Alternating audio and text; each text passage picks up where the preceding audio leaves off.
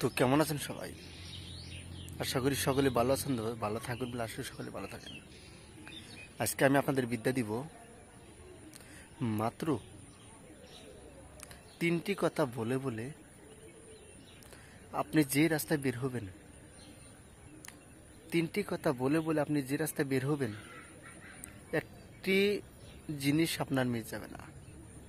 তার মানে কথা হলো, আপনি যদি বলেন যে আমি একজনকে ভালোবাসি বা একটি মেয়েকে ভালোবাসি, তবে আপনি এই কথাটি স্মরণ রেখে, এই কথাটি মনে রেখে আপনি যার পিছনে যেন ছুটবেন, অবশ্যই সে আপনার ফলো হয়ে থাকবে।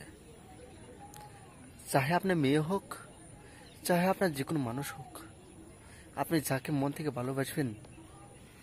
তো আমি আপনাদেরকে কি বললাম যে 3টি কথা বলে বলে আপনি যার পিছনে ছুটবেন, হ্যাঁ, সে অবশ্যই আপনার গোলামের মতো আপনার পিছনে লাগিয়ে যাবে। তার মানে কথা হলো, আপনি চাহে মেয়েকেও ভালোবাসতেন, মেয়েকে আপনি যাকে মনে চায় যে আমি একটা মেয়েকে খুবই পছন্দ করি, সে আমার কখনো কোনো সময় পাত্তা দেয় না, তবে আপনি এটা ধরে করতে পারেন।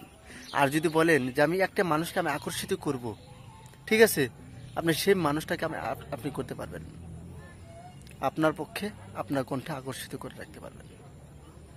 কোনো নাম লাগবে না, আপনার মন থেকে যাকে মন থেকে নেবেন সে আপনার হয়ে যাবে। আপনি ভালো কাজে লাগাতে পারবেন, খারাপ কাজে লাগাতে পারবেন। যে কাজে মনে চায় আপনি সে কাজে লাগাবেন।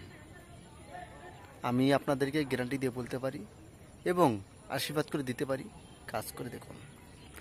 আপনি কাজ করার আগে আগে প্রমাণ দেখুন যে কতটুক পর্যন্ত আমরা কাজ করতেছি। মন্ত্র আপনি নিজেই কাজ করেন এবং অন্যজনকে কাজ করে দিবেন, তবে আপনার পক্ষে আপনার মধ্যে, দুজনের মধ্যে হয়তো মিল মহব্বত না থাকতে পারে। তো এর মানে কথা হলো, আপনি যে যার পিছনে লাগবেন সে আপনার পক্ষে হলো কি না হলো, আপনি সেটাও একটু ভাববেন। আরেকটি কথা হলো, আপনি মানুষকে যদি আপনি মানুষ ভাবেন, তাহলে সে মানুষ আপনার কখনো বিফলে দেয় না বা ব্যর্থ করে দেয় না। মানুষকে আগে মানুষ বলতে হয়, তারপর আপনি সব কিছু করতে হয়। আমি আপনাদেরকে এত কিছু দিতেছি, তবে এত কিছু শিখাতেছি, তবে একটি কথা আমার কথা মনে রাখবেন, কাজ করার সর্বপ্রথম আগে একটি মন্ত্র আছে, সেই মন্ত্রটি আপনি জপ করুন। 3টি কথা মন্ত্র, তবে যে কোনো বিদ্যা হোক, যে কোনো মন্ত্র হোক, কোনো মন্ত্র মিস যাবে না। তো আপনাদেরকে আমি যে কথাটি বলে দিব বা যে মন্ত্রটি দিব, সর্বপ্রথম সেই মন্ত্রটা দেখেন, আমি নিয়মিত পড়ে বলছি। স্ক্রিনে যে মন্ত্রখানা দেখতে পারলেন, এই মন্ত্রখানা, স্ক্রিনের মন্ত্রখানা আপনি মুখস্থ করুন ভালো করে। করার পর তারপর আপনি কী করবেন, আপনি যে কোনো মেয়েকে বা যে কোনো মানুষকে, যে কোনো লোককে আপনার বশীভূত করে রাখবেন, যে আপনার কোনটা করে রাখবেন, যে তো সেই মন্ত্রখানা আপনি ভালো করে মুখস্থ করবেন। 3টি কথা মন্ত্র, বেশি কথা লাগবে না, 3টি কথা।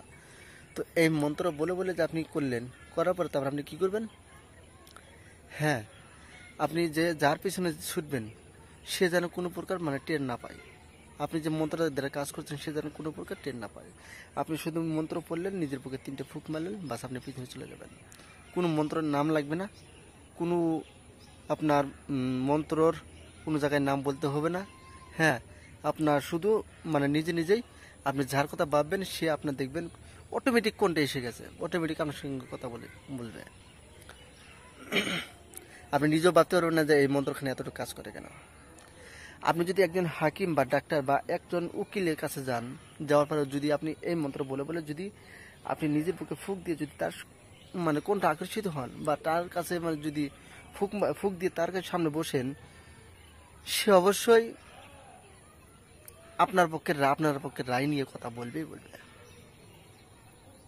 আমি ভুল বললাম না শুদ্ধ বললাম, আমার মন্ত্র পরিচয় দিবে।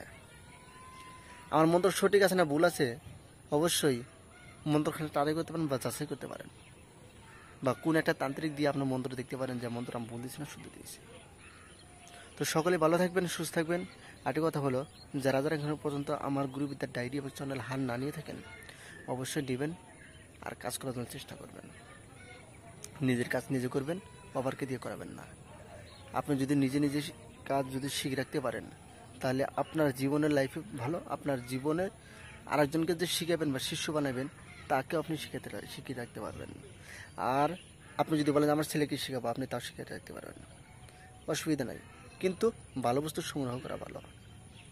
তো আপনাদেরকে এটুকু শিখালাম বা এটুকু জানালাম। তো আমার জন্য দোয়া করবেন। সবাইকে ঈদ মোবারকের শুভেচ্ছা জানালাম। তো বর্তমানে ঈদ চলছে, হ্যাঁ ঈদের কেনাকাটা চলে গেল, তো ঈদের সব কিছু হয়ে গেল। তো সবাই বাড়িতে চলে আসেন। মুসলমান হইলে অবশ্যই সালাম নেবেন, আর হিন্দু বাইরে হলে তো নমস্কার জানাবেন। ভালো থাকেন, সুস্থ থাকবেন, ধন্যবাদ।